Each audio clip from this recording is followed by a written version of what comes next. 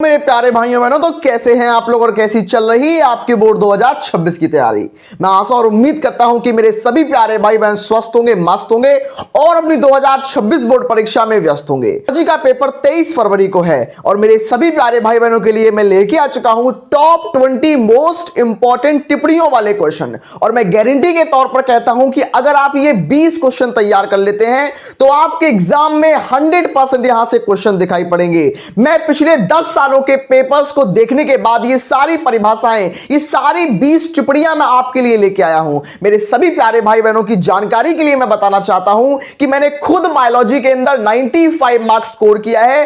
और अगर आप 95 मार्क्स का सपना देखते हैं तो बिल्कुल 3 दिन अगर आप हमारे साथ जुड़कर तैयारी करेंगे तो आपको उस लेवल की तैयारी करा देंगे। एक एक क्वेश्चन आपके साथ मैं डिस्कस कर दूंगा, ऑब्जेक्टिव से लेकर सब्जेक्टिव हर चीज मैं डिस्कस करूंगा और आप भी 95% के सपने को पूरा कर पाएंगे।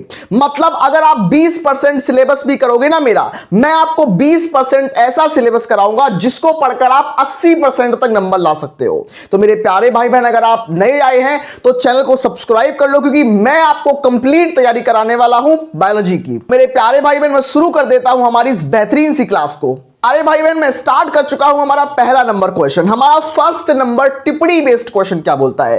पहला नंबर क्वेश्चन क्या बोलता है, इसको ध्यान से सुनो, समझो और सीखो क्या बोलता है क्वेश्चन। पहला नंबर क्वेश्चन, हमारा फर्स्ट नंबर क्वेश्चन क्या बोलता है कि लघु बीजाणु जनन किसे कहते हैं, टिप्पणी कीजिए। और ये क्वेश्चन आपके एग्जाम में आ सकता नहीं भाई, आएगा। और कैसे आपको आंसर लिखना है, बिल्कुल लिखने का तरीका। आप बोलते हो ना कि भैया मुझे लिखना नहीं आता है, लिखें कैसे बोर्ड के पेपर में, आलेख कैसे बनाएं, फिगर कैसे बनाएं, मैं बताऊंगा। मैं आपके साथ खड़ा हूं ना, तो आप भी बायोलॉजी में 95 नंबर आराम से लेके आ पाओगे। बायो टफ सब्जेक्ट नहीं होता है, बायो लेंदी सब्जेक्ट होता है। बस आपको इसमें अच्छी तरीके से आंसर लिखना पड़ेगा। इस तरीके किसे कहते हैं, किसे कहते हैं, तो सिंपल आपको आंसर में क्या लिखना है कि लघु बीजाणु जनन। आपको परिभाषा की हेडिंग बनानी है। आंसर इस तरीके से लिखना है कि आपको हेडिंग बनानी है। हेडिंग के साथ अगर आप ये बनाना चाहो तो बना सकते हो, अच्छा इंपैक्ट पड़ेगा। क्या है कि लघु बीजाणु जनन वह प्रक्रिया है जिसमें लघु बीजाणु मात्र कोशिका में अर्धसूत्री विभाजन के द्वारा 4 आगुणित लघु बीजाणुओं का निर्माण होता है। और इसी को हम बोलते हैं लघु बीजाणु जनन। मतलब लघु बीजाणु मात्र कोशिका में अर्धसूत्री विभाजन के द्वारा लघु बीजाणुओं का निर्माण क्या कहलाता है, लघु बीजाणु जनन कहलाता है। बाद में आप क्या करोगे, बाद में आप एक बॉक्स बनाओगे, बॉक्स के अंदर आप लघु बीजाणु मात्र कोशिका लिखोगे, उसमें आप अर्धसूत्री विभाजन मियोसिस लिखोगे और यहां पर लिख दोगे लघु बीजाणु। और इसी प्रक्रिया को एग्जामिनर समझ जाएगा कि आप जानते हो लघु बीजाणु जनन के बारे में। तो इस तरीके से आपको आंसर लिखना है। आप इसका स्क्रीनशॉट तुरंत मार सकते हो, आप इसका स्क्रीनशॉट ले लो। मैं बढ़ता हूं अपने क्वेश्चन नंबर 2 की तरफ, हमारे दूसरे नंबर बेहतरीन क्वेश्चन की तरफ। सेकंड नंबर क्वेश्चन क्या बोलता है, गुरु बीजाणु जनन किसे कहते हैं। जैसे अभी मैंने आपके साथ डिस्कस किया लघु बीजाणु जनन, वैसा ही सेम हमारा होता है गुरु बीजाणु जनन। तो गुरु बीजाणु जनन किसे कहते हैं, इसको हम बोलेंगे मेगा स्पोरोजेनेसिस। और लघु बीजाणु जनन को क्या बोलते हैं, माइक्रोस्पोरोजेनेसिस। तो ये है मेगा स्पोरोजेनेसिस किसे कहते हैं। टिप्पणी लिखिए, टिप्पणी लिखने को बायोलॉजी में जरूर आती है। मैं बिल्कुल भी आपका समय बर्बाद नहीं करूंगा, एक एक पॉइंट आपके साथ में क्लियर करूंगा। अगर आपने बायोलॉजी में अभी तक कुछ भी नहीं पढ़ रखा है, अगर 3 दिन मेरे साथ पढ़ लोगे ना, बायो में आपका परफॉर्मेंस जो होगा वो 90+ का ही होगा। इसमें आप देखो क्या लिखा है कि लघु बीजाणु जनन वह प्रक्रिया है। आंसर इस तरीके से ही लिखना होता है। अगर 95 नंबर चाहिए ना, मैंने 95 नंबर कैसे स्कोर किए, क्या मैंने बहुत ज्यादा तैयारी की थी, बिल्कुल नहीं। आपको एक प्रॉपर नीति के साथ, आपको प्रॉपर लिखने के तरीके के साथ आपको आंसर लिखना पड़ेगा कि लघु बीजाणु जनन वह प्रक्रिया है जिसमें लघु बीजाणु मात्र कोशिका, उसमें क्या था, उसमें लघु बीजाणु मात्र कोशिका था और इसमें गुरु बीजाणु मात्र कोशिका है कि जिसमें गुरु बीजाणु मात्र कोशिका में अर्धसूत्री विभाजन के द्वारा गुरु बीजाणुओं का निर्माण होता है। और यह क्रिया जो है वो गुरु बीजाणु जनन या मेगा स्पोरोजेनेसिस कहलाती है।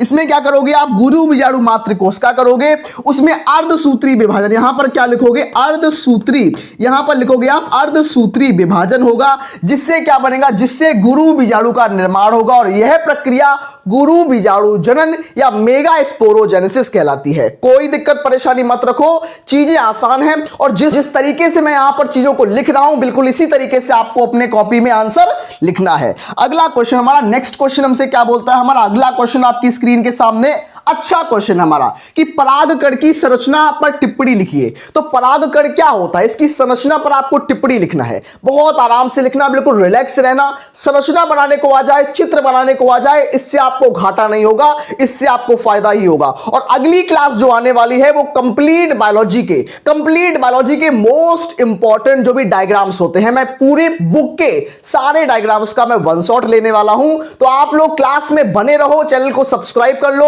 और मैं आपसे गुरुदक्षिणा के तौर पर क्या मांगता हूं कि जो भी आपके गांव में, आपके मोहल्ले में, आपके स्कूल में जो भी 11th क्लास से 12th क्लास के अंदर जा रहा है, तो कृपया करके आप अपने भैया के चैनल के बारे में, आपका ये परिवार है, आप अपने परिवार के बारे में उनको जरूर बताओगे। अब बोलता है परागकण क्या होता है। परागकण क्या होता है, नर युग्मकोद भेद होता है। परागकण जो होता है वो आप याद रखना, परागकण क्या होता है, नर युग्मकोद भेद होता है, नर युग्मक नहीं होता। परागकण क्या होता है, नर युग्मकोद भेद, युग्मकोद भेद।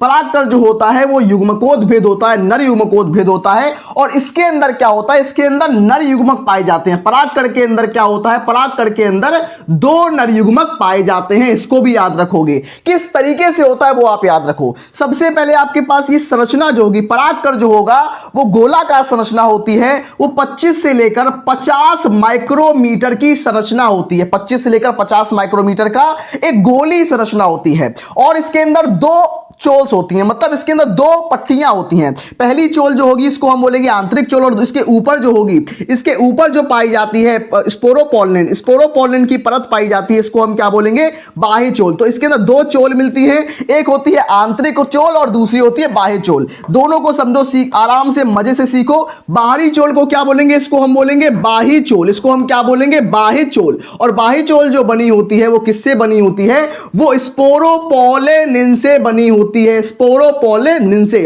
और ये एग्जाम में क्वेश्चन आता है कि परागकण के कितनी भित्तियां होती हैं। तो परागकण के अंदर 2 भित्तियां होती हैं।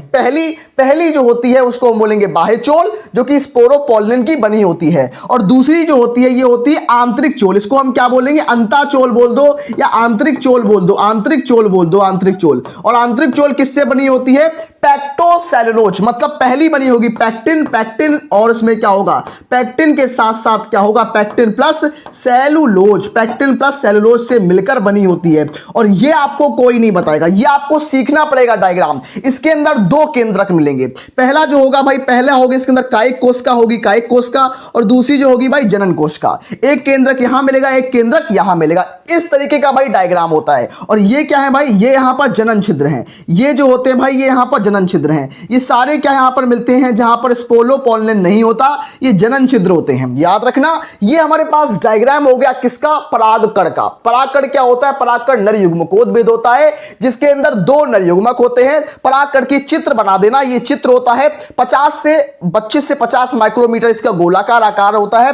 बाह्य चोल जो है स्पोरोपोलिन की होती है, आंतरिक चोल जो है वो पैक्टिन प्लस सेलुलोज की बनी होती है। ये आपको याद रखना है, ये मोस्ट इंपॉर्टेंट चीजें हैं जो आपको कोई नहीं बताएगा। 23 फरवरी के पेपर में आपको दिखाई पड़ेंगी, सब कुछ आपको 23 फरवरी के अंदर दिखाई पड़ेगा। अगला क्वेश्चन हमारे पास क्या बोलता है, हमारा नेक्स्ट क्वेश्चन क्या बोलता है, उभय मिश्रण पर संक्षिप्त टिप्पणी लिखिए कि उभय मिश्रण क्या होता है, उभय मिश्रण की प्रक्रिया क्या होती है। इसके ऊपर आपको टिप्पणी लिखने को आ सकती है कि उभय मिश्रण को समझाइए। तो कैसे करोगे उभय मिश्रण में, इस तरीके से ही आपको लिखना पड़ेगा। आपको लिखना पड़ेगा भाई, उभय मिश्रण बनाना पड़ेगा, आपको 2 लाइंस करनी पड़ेंगी, एक लाइन छोड़नी पड़ेगी। फिर लिखना पड़ेगा कि उभय मिश्रण के अंतर्गत लैंगिक जनन जो होगा वो सामान्य रूप से होता है यदि 2 नर युग्मक हो और निषेचन के बाद क्या हो, संयुग्मन हो जाए और जायगोट बने, और जायगोट भ्रूण के विकास में बीजाणुद्भिद का विकास का निर्माण करता है। तो यह क्रिया जो होती है भाई, इसको ही हम बोलते हैं उभय मिश्रण। इस प्रक्रिया को ही हम क्या बोलते हैं, उभय मिश्रण। तो आपको याद रखनी है चीजें, कोई भी दिक्कत परेशानी में आपको नहीं फंसना है, मजे से चीजों को डिस्कस करना है। अगला हमारे पास अगला क्वेश्चन क्या बोलता है, सारे क्वेश्चन देखो, ये क्वेश्चंस बोर्ड के लिए 2026 के 23 फरवरी के पेपर के लिए मोस्ट इंपॉर्टेंट है। अगला क्वेश्चन हम देखते हैं हमारे पास, असंग जनन। असंग जनन क्या होता है, तो बिल्कुल असंग जनन में आपको एक असंग जनन लिखना है, उसमें आपको 2 लाइंस खींचनी है, 2 लाइंस आपको खींच देनी है असंग जनन में। तो क्या करना है कि सामान्य प्रक्रिया के बिना बीज पैदा करने की जो तकनीक होती है उसको हम क्या बोलेंगे, असंग जनन या एपोमिक्सिस। उसको क्या बोलेंगे, उसको हम बोलेंगे असंग जनन या एपोमिक्सिस कहते हैं। और असंग जनन की खोज किसने की थी? इसकी खोज जो किसने की थी? विंकलर ने की थी। याद रखना, असंग जनन क्या होता है कि बिना निषेचन के बीज का निर्माण असंग जनन कहलाता है। और असंग जनन की खोज विंकलर ने की थी। किसने की थी? विंकलर नामक साइंटिस्ट ने की थी। तो मैं उम्मीद करता हूं कि आपको असंग जनन का कंसेप्ट समझ में आ गया होगा। इस पर आप आराम से टिप्पणी लिख सकते हो। और इसकी खोज किसने की थी? विंकलर ने की थी। अगला क्वेश्चन मैं बढ़ता हूं हमारा नेक्स्ट क्वेश्चन को लेकर। हमारा अगला क्वेश्चन क्या बोलता है? अनिषेक फलन क्या होता है भाई? अनिषेक फलन। और इस तरीके से ही आपको लिखना पड़ेगा। मैं आपको इसका एग्जांपल भी बता दूंगा कि बिना निषेचन के फल का निर्माण अनिषेक फलन कहलाता है। तो क्या होगा भाई कि किसी पुष्प में अंडाशय के बिना फल का विकसित होने की प्रक्रिया को हम क्या बोलेंगे? अनिषेक फलन बोलेंगे। पार्थिनोकार्पिक फ्रूट्स बोलते हैं।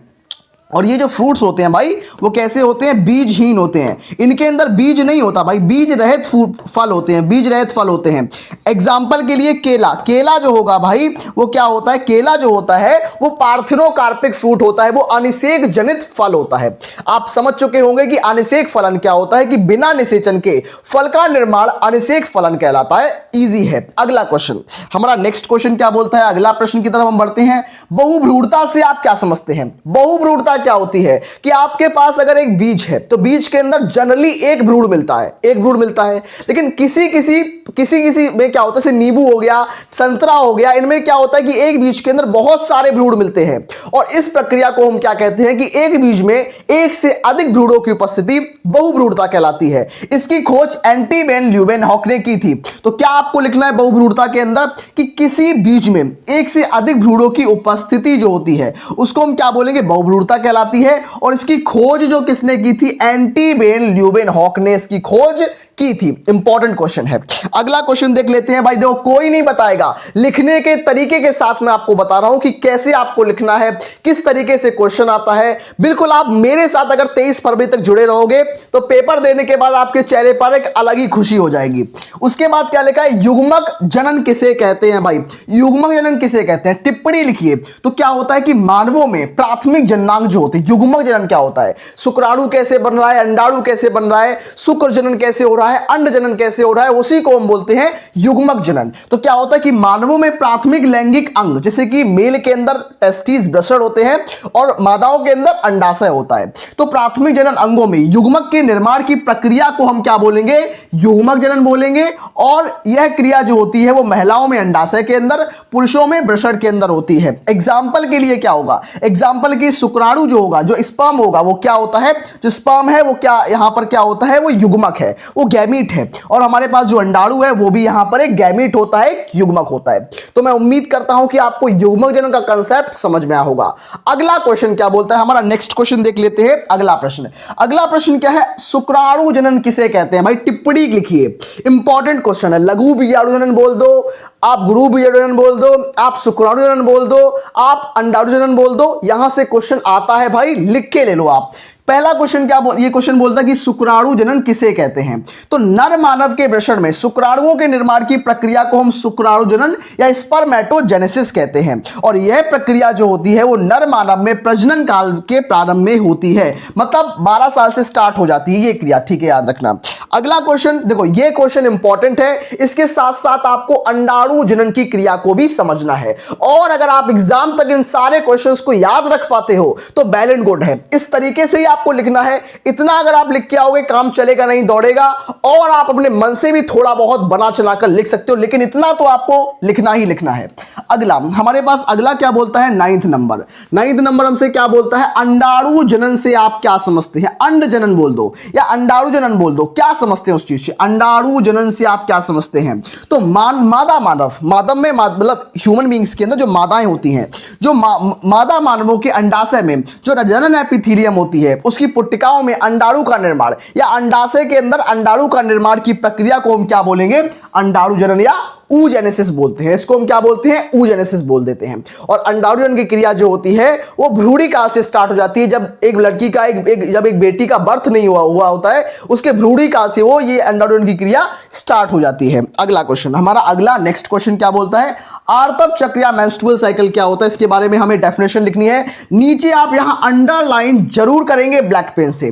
तो क्या लिखना है कि आर्तव चक्र को मासिक चक्र भी कहते हैं, आर्तव चक्र को हम क्या बोलेंगे, मेंस्ट्रुअल साइकिल भी कहते हैं। और ये फीमेल्स में जनन काल बोले तो 13 से 14 में स्टार्ट होती है और इसका जो मेनोपॉज होता है वो 45 टू 50 ईयर्स में खत्म हो जाती है। और यह जो होती है और ये प्रक्रिया, ये साइकिल जो होती है, इसको हम बोलेंगे मेंस्ट्रुअल साइकिल। अपने अगले क्वेश्चन की तरफ मैं उम्मीद करता हूं कि आपको ये क्वेश्चन समझ में आया होगा। नेक्स्ट क्वेश्चन क्या है, विदलन। बिल्कुल, क्लीवेज, विदलन बोले क्लीवेज बोल दो एक ही बात है। तो विदलन क्या होता है, अंतररोपण क्या होता है, संगर्भता क्या होती है, ये सारे क्वेश्चन एग्जाम में आते हैं। मैं सारी टिप्पणियां आपको करा के भेजूंगा। विदलन क्या होता है, विदलन तो क्या है कि युग्मनज में तीव्र गति से होने वाला समसूत्री विभाजन को हम विदलन या क्लीवेज कहते हैं। अगर आपके पास कोई अंडाणु है, अगर आपके पास शुक्राणु है, दोनों आपस में मिलेंगे, बनेगा युग्मनज। युग्मनज से भ्रूण बनने के लिए आपको बहुत सी अवस्थाएं गुजरनी पड़ेंगी। युग्मनज में होगा समसूत्री विभाजन, समसूत्री विभाजन को ही हम बोलते हैं विदलन। तो युग्मनज में तीव्र गति से होने वाला समसूत्री विभाजन विदलन कहलाता है। और विदलन के द्वारा बनी कोशिकाएं जो होती हैं वो ब्लास्टोमियस कहलाती हैं, ब्लास्टोमियस सेल्स बोलते हैं उनको। अगला क्वेश्चन, हमारा नेक्स्ट क्वेश्चन, सारे क्वेश्चन देखेंगे, बिल्कुल सन्नाटे से सारे क्वेश्चन देखेंगे। क्लास जो होगी वो जानदार, शानदार और धुआंधार तरीके से हम लोग देखने वाले हैं। अंतरोपण जो होगा वो क्या होता है, इंप्लांटेशन क्या होता है कि जब मेल और फीमेल आपस में इंटरकोर्स करते हैं, उसके बाद क्या होता है, युग्मनज बनता है, जाइगोट बनता है। जाइगोट के बाद क्या बनता है, जाइगोट के बाद 8 ब्लास्टोमियर्स की अवस्था बनती है। और वो ब्लास्टोमियर जो होता है वो ब्लास्टोसील गर्भाशय से जब वो चिपकता है, जाके गर्भाशय की दीवार से जब वो चिपकता है, गर्भाशय की एंडोमेट्रियम से जुड़ता है, उसको ही हम बोलते हैं इंप्लांटेशन या अंतरोपण। क्या होता है कि निषेचन के 7 से 8 दिन बाद ब्लास्टोमियर्स जब गर्भाशय की दीवार से जुड़ता है तो इसको हम इंप्लांटेशन या अंतरोपण कहते हैं। और ब्लास्टोमियर्स की ट्रोफोब्लास्ट जो होता है वो पतला होकर धीरे धीरे गिरने लगता है, जिससे वो विलुप्त हो जाती है। और याद रखना, ये सारी चीजों मैं करा रहा हूं, एक भी छोड़ने के लायक नहीं है। सारी चीजें मोस्ट इंपॉर्टेंट है, एग्जाम में पिछले सालों में आई हैं या फिर आपके एग्जाम में आ सकती हैं, तो बिल्कुल आपको एक भी चीजों को स्किप नहीं करना है। अगला क्वेश्चन, हमारा नेक्स्ट क्वेश्चन क्या बोलता है, संगर्भता किसे कहते हैं। भाई संगर्भता बोले तो प्रेगनेंसी। प्रेगनेंसी क्या होता है आप लोग जानते होंगे। प्रेगनेंसी के बारे में क्या होता है, प्रेगनेंसी कि स्त्री के गर्भाशय में जो निषेचित अंडा है वो 2 माह तक होने के बाद उसका परिवर्तन जो होता है वो भ्रूण काल कहलाता है। भ्रूण काल मतलब एक मादा है, उस मादा में जो भी उसका भ्रूण है वो 9 माह तक उसके गर्भ में जब पल रहा है, उसको हम क्या बोलेंगे, उस पीरियड को हम बोलते हैं, गर्भकाल को ही हम बोलते हैं संगर्भता या प्रेगनेंसी बोल देते हैं। और यह जो होता है 2 महीने के पश्चात समय के स्टार्ट हो जाता है। मतलब जब भी कोई भ्रूण जो है वो इंप्लांट होता है उसके 2 महीने के बाद स्टार्ट हो जाता है क्या, प्रेगनेंसी। याद रखना। अगला क्वेश्चन, नेक्स्ट क्वेश्चन क्या है हमारा, नेक्स्ट क्वेश्चन अपरा से आप क्या समझते हैं। बोले तो यहां पर अपरा क्या होती है हमारे पास, यहां पर हमारे पास अपरा के कार्य भी आते एग्जाम में, तो दोनों क्वेश्चन याद रखना। अपरा क्या होती है, प्लेसेंटा, इंग्लिश में इसको प्लेसेंटा बोलते हैं। तो प्लेसेंटा क्या होती है, प्लेसेंटा पर टिप्पणी लिखिए। इसके काम क्या होते हैं ह्यूमन बॉडी के अंदर। तो गर्भाशय में जब कोई भ्रूण पल रहा होता है, किसी मां के अंदर जब कोई उसका बच्चा पल रहा होता है, उसको खाना चाहिए होता है, उसको ऑक्सीजन चाहिए होती है, उसको अपना अपशिष्ट पदार्थ निकालना पड़ता है। तो ये सब कहां से होता है, इसको मां प्रदान करती है। मां और मां में एक मां और बच्चे के बीच में एक संरचना होती है, जो स्ट्रक्चर होता है उसको ही हम बोलते हैं अपरा। तो अपरा क्या है, गर्भाशय और भ्रूण के बीच एक संवहनी संपर्क बनाने वाली संरचना को अपरा कहते हैं, इसको हम प्लेसेंटा बोलते हैं। ये बच्चे को पोषण देती है, उत्सर्जन में काम करती है, श्वसन में काम करती है और प्रतिरक्षा तंत्र बोले तो उसको बीमारियों से लड़ने की सुरक्षा प्रदान करती है। अगला क्वेश्चन हमसे क्या बोलता है, नेक्स्ट क्वेश्चन, जनन स्वास्थ्य से आप क्या समझते हैं, टिप्पणी लिखिए। हमारे पास रिप्रोडक्टिव हेल्थ क्या होती है, उसके ऊपर टिप्पणी लिखने को आती एग्जाम में, तो आप लोग बिल्कुल छोड़ना नहीं है। और हां, मेरी बात अगर मानोगे, मैंडल के लॉ में कराऊंगा, 5-5 नंबर वाले क्वेश्चंस कराऊंगा, पूरी किताब के सारे मोस्ट इंपोर्टेंट डायग्राम्स कराऊंगा। अगर आप हमारे साथ जुड़ते हो तो आपको 23 फरवरी के पेपर में कोई भी दिक्कत परेशानी नहीं आने दूंगा। उसके बाद क्या है कि जनन स्वास्थ्य से क्या तात्पर्य है कि जनन स्वास्थ्य से तात्पर्य है कि जनन स्वस्थ अंगों से है, उनके सामान्य कार्यों से है, मतलब जनन के स्वस्थ अंग हो, उनके कार्य जो हो वो सामान्य हो, और विश्व स्वास्थ्य संगठन के अनुसार जो हो कि व्यक्ति शारीरिक रूप से, मानसिक रूप से, व्यवहारिक रूप से सामान्य होना चाहिए, तभी वो स्वस्थ है। स्वस्थ होने का मतलब ये बिल्कुल नहीं है कि आप बहुत मोटे ताजे हो तो आप स्वस्थ हो, बिल्कुल नहीं। स्वस्थ होने का मतलब है कि आप शारीरिक रूप से भी स्वस्थ हो, आप मोटे ताजे का मतलब आप हेल्दी भी हो। अगर आप मानसिक रूप से कमजोर है तब भी आप हेल्दी नहीं हैं, तो आप मानसिक रूप से, शारीरिक रूप से और व्यवहारिक रूप से, तीनों तरीके से जब आप स्वस्थ होंगे तो तभी आप WHO के हिसाब से, वर्ल्ड हेल्थ ऑर्गेनाइजेशन के हिसाब से सही माने जाएंगे, स्वस्थ माने जाएंगे। अगला क्वेश्चन, हमारा नेक्स्ट क्वेश्चन क्या होगा?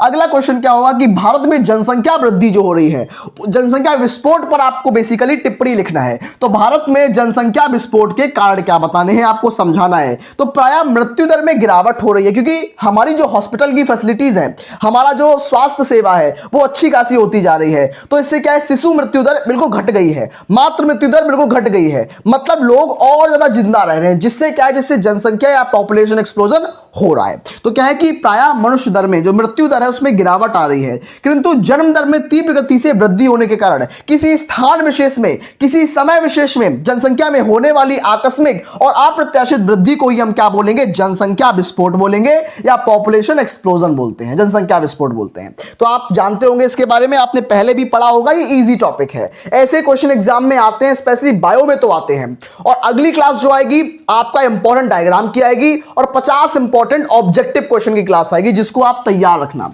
अगला क्या है भाई, अगला क्वेश्चन है कि बंध्यता क्या होती है, एम्नियोसेंटेसिस क्या होता है। समझो, बंध्यता का मतलब क्या होता है कि ऐसे कपल्स जो बिल्कुल इंटरकोर्स कर रहे हैं उसके बाद उनको प्रेगनेंसी कंसीव नहीं कर पाते हैं, तो उस सिचुएशन को हम बोलते हैं बंध्यता या इनफर्टिलिटी। तो विश्व में कुछ ऐसे दंपति होते हैं जो जनन के सक्षम नहीं हो पाते, और उनके जैसे कि बहुत सारे शारीरिक, मानसिक और जन्मजात औषधिक रोग हो सकते हैं, प्रतिरक्षात्मक रोग भी हो सकता है। उसको हम क्या बोलेंगे, उसको हम इनफर्टिलिटी बोलते हैं, सिंपल वे में इनफर्टिलिटी के नाम से उसको हम जानते हैं। एम्नियोसेंटेसिस क्या होता है? एम्नियोसेंटेसिस क्या है? ये एक गैर कानूनी प्रक्रिया है। एम्नियोसेंटेसिस में क्या होता है कि कोई भी माँ है, उसके गर्भ में अगर कोई भी भ्रूण पल रहा है और उस भ्रूण का अगर उसके जन्म से पहले ही हमें उसका सेक्स डिटरमिनेशन करना हो, मतलब उसकी लिंग परीक्षण करना हो कि वो लड़की है या लड़का है, तो एम्नियोसेंटेसिस वहां काम आता है। एम्नियोसेंटेसिस के थ्रू हम क्या करते हैं, बहुत सारे रोग जो होते हैं, एम्नियोसेंटेसिस के द्वारा हम किसी भी भ्रूण के अंदर जो भी क्रोमोसोमल डिसऑर्डर्स होते हैं, जो भी गुणसूत्री विकार है, डाउन सिंड्रोम हो गया, सिकल सेल अनीमिया हो गया, बहुत सारे जो डाउन सिंड्रोम वगैरह वगैरह जो भी बहुत सारे गुणसूत्री विकार हैं, उनका भी पता लगा सकते हैं। लेकिन इससे सबसे बड़ा घाटा क्या होता है कि इससे मादा भ्रूण हत्या बहुत ज्यादा होती है, फीमेल इन्फेंटिसाइड बहुत ज्यादा होता है, मादा भ्रूण हत्या होती है, जिस कारण से इसको सरकार ने इस पर रोक लगा दी है, ये गैर कानूनी है। तो क्या है कि इस विधि के द्वारा गर्भस्थ शिशु में पाए जाने वाले आनुवंशिक विकारों का पता लगाया जाता है कि उसको क्या रोग है। लेकिन इस विधि के द्वारा भ्रूण के लिंग का परीक्षण किया जा सकता है, जिससे मादा भ्रूण हत्या बहुत ज्यादा होती थी। तो इस कारण से इसको बैन कर दिया गया है इंडिया में, लेकिन ये बैन है इंडिया में, लेकिन फिर भी कभी कभी हो जाता है। किस तरीके से, अब उसको समझो। ये क्या है कि चिकित्सीय संगतता समापन, बोले तो मेडिकल टर्मिनेशन ऑफ प्रेगनेंसी क्या होता है। इसमें क्या है कि इसमें अगर कोई मदर है, इसमें अगर कोई माता है, उसके गर्भ में अगर कोई भ्रूण पल रहा है और भ्रूण को क्या कोई है बीमारी है या कोई विकार अगर भ्रूण को है, तो मां की स्वेच्छा से क्या होगा कि इस भ्रूण का क्या होता है, इसके भ्रूण का अबॉर्शन, गर्भपात कराना, इसके जन्म से पहले इसको मार देना, चिकित्सीय संगतता समापन कहलाता है या मेडिकल टर्मिनेशन ऑफ प्रेगनेंसी कहलाता है। अब इसमें बहुत सारी जंग छिड़ी हुई है, कुछ लोग बोलते हैं कि ये सही है और कुछ लोग बोलते हैं गलत है। तो इसमें बहुत सारे लोग अलग अलग अपना मत देते हैं। तो मेरे प्यारे भाई बहन, मैंने आपको बहुत अच्छे अच्छे क्वेश्चंस कराए, और हाँ, लास्ट टाइम मैं आपको बोलूंगा, ये हमारा 17 नहीं 18 नंबर क्वेश्चन था, इसमें थोड़ा मिसप्रिंटिंग है, 18 नंबर क्वेश्चन है। 19, 20 आप देखो, 19 नंबर क्वेश्चन में आपको क्या करना है, आपको मेंडल लॉ पर फोकस करना है। जो मेंडल के लॉ हैं उनको आज ही देखना है। आपको डाउन सिंड्रोम को आज ही देखना है। डाउन सिंड्रोम में थोड़ा बहुत आज ही पढ़ लो, क्योंकि अगर टाइम बढ़ेगा तो आपको प्रॉपर टाइम नहीं मिल पाएगा, तो आपका टेंशन बढ़ेगा। इस टाइम आपके पास प्रॉपर टाइम है, मेंडल के लॉ देख लो, डाउन सिंड्रोम देख लो। ये क्वेश्चन एग्जाम में आते हैं, ये मान के चल लो आप। तो मेरे प्यारे भाई बहन, मैं उम्मीद करता हूं कि क्लास में आपको मजा आया होगा। मैं मिलता हूं नेक्स्ट अदर क्लास में, तब तक के लिए आप सभी लोग पढ़ते रहिए, स्वस्थ रहिए, मस्त रहिए।